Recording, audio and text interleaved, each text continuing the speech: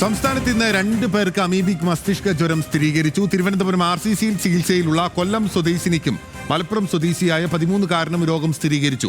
Kozhikode medical കോളേജിൽ ചികിത്സയിലാണ് കുട്ടി. ഇതോടെ രോഗം സ്ഥിരീകരിച്ച 10 പേർ കോഴിക്കോട് മെഡിക്കൽ കോളേജ് ആശുപത്രിയിൽ ചികിത്സയിലാണ്.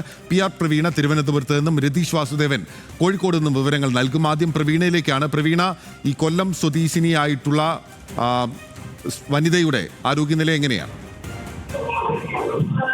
ആരോഗ്യനിലയിൽ ഇപ്പോൾ പ്രശ്നങ്ങളൊന്നുമില്ല. പക്ഷേ അർബുദ രോഗബാധിതയാണ്. അതിന്റെ പരിശോധനയുമായി എത്തിയപ്പോഴാണ് അമീബിക് മസ്തിഷ്ക ജ്വരം സ്ഥിരീകരിച്ചത്. തിരുവനന്തപുരത്ത് വെച്ചാണ് സ്ഥിരീകരിച്ചത്. പക്ഷേ കൊല്ലം സ്വദേശിനിയാണ്. അപ്പോൾ അവരുടെ വീടുമായി ബന്ധപ്പെട്ടും പരിസരങ്ങളുമായി ബന്ധപ്പെട്ടുമുള്ള ശുചീകരണ പ്രവർത്തനങ്ങളെല്ലാം നടത്തുന്നുണ്ട് എന്നുള്ളതാണ് തിരുവനന്തപുരത്ത് അധികൃതർ അറിയിച്ചിരിക്കുന്നത്.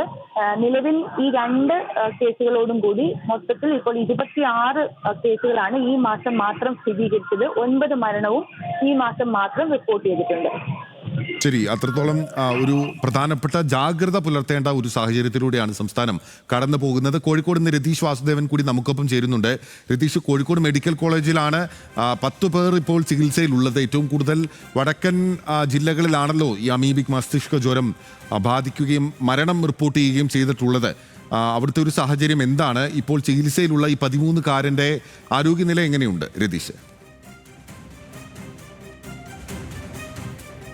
ബിനിൽ, തീർച്ചയായും ഇപ്പോൾ ഈ 1.5 മാസത്തിനിടെ 7 പേരാണ് ഈ അമീബിക് മസ്തിഷ്ക ജ്വരബാധിതരായി മരണപ്പെട്ടത്. ഇന്ന് വൈകിട്ട് ഇപ്പോൾ അല്പം മുമ്പ് സ്ഥിരീകരിച്ച ഈ 13-കാരൻ മലപ്പുറം സ്വദേശിയാണ്.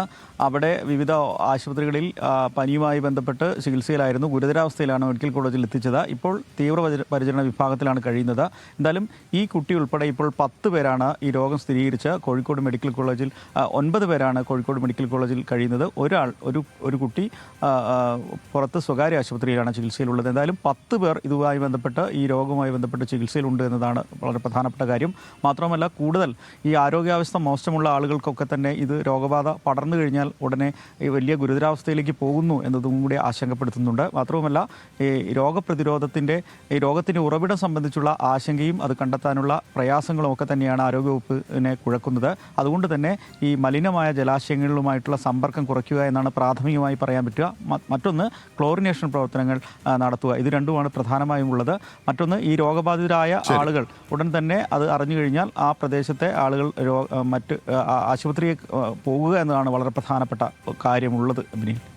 ശരി, ജാഗ്രത പുലർത്തേണ്ട സമയം തന്നെയാണ്. രതീഷ് വാസുദേവനും PR പ്രവീണയുമാണ് വിവരങ്ങൾ നൽകിയത്.